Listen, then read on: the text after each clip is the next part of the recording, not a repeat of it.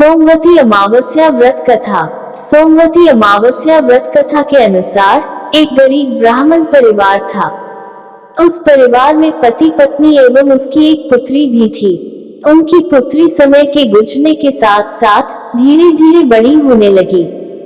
उस पुत्री में बढ़ती उम्र के साथ सभी स्त्रीयोचित सद्गुणों का विकास हो रहा था। वह कन्या सुंदर, संस्कारवान एवं गुणवान थी, परंतु गरीब होने के कारण उसका विवाह नहीं हो पा रहा था। एक दिन उस ब्राह्मण के घर एक साधु महाराज पधारे। साधु उस कन्या की सेवा भाव से अत्यधिक प्रसन्न हुए।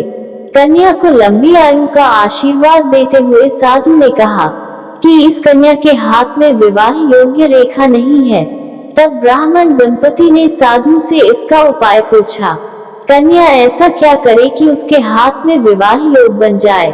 साधु महाराज ने कुछ देर विचार करने के पश्चात अपनी अंतर्दृष्टि में ध्यान करके बताया कि कुछ ही दूरी पर एक गांव में सोना नाम की एक धोबिन महिला अपने बेटे और बहू के साथ रहती है, जो बहुत ही आचार विचार एवं संस्कार संपन्न तथा पतिपरायण है।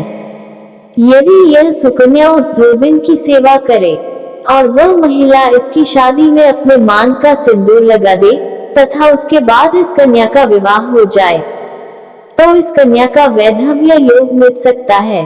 साधु ने यह भी बताया कि वह महिला कहीं बाहर आती जाती नहीं है। यह बात सुनकर ब्राह्मणी ने अपनी बेटी से धोबिन की सेवा करने का प्रस्ताव रखा। अगले दिन से ही कन्या प्रातः काल ही उठकर सोना धोबिन के घर जाकर साफ सफाई एवं अन्य सारे कार्य करके अपने घर वापस आने लगी।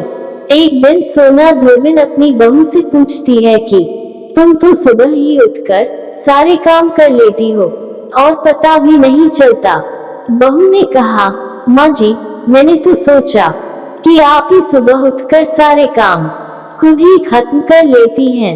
मैं तो देर से उठती हूँ। यह सब जानकार दोनों सास बहू घर की निगरानी करने लगी कि कौन है जो सुबह ही घर का सारा काम करके चला जाता है। कई दिनों के बाद धोबिन ने देखा कि एक कन्या मुंह ढके अंधेरे में घर में आती है और सारे काम करने के बाद चली जाती है।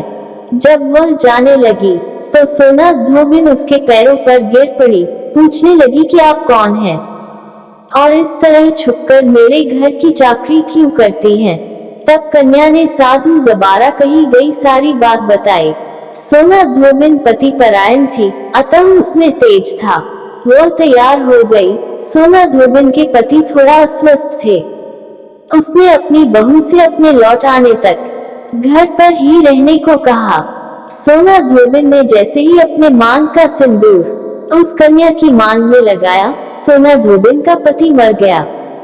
उसे इस बात का पता चल गया। वह घर से निराजल ही चली थी, यह सोचकर कि रास्ते में कहीं पीपल का पेड़ मिलेगा तो उसे भावरी देकर और उसकी परिक्रमा करके ही जल ग्रहण करेगी। उस दिन सोमवती अमावस्या थी।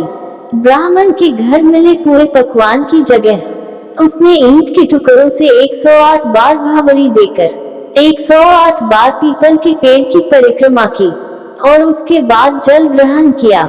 ऐसा करते ही उसके पति के मृत शरीर में वापस जान आ गई। धोबिन का पति फिर से जीवित हो उठा। ऐसी प्रचलित परंपरा है कि पहली सोमवती अमावस्या के दिन धान, पान, हल्दी, सिंदूर और सुपारी की भावरी दी जाती है।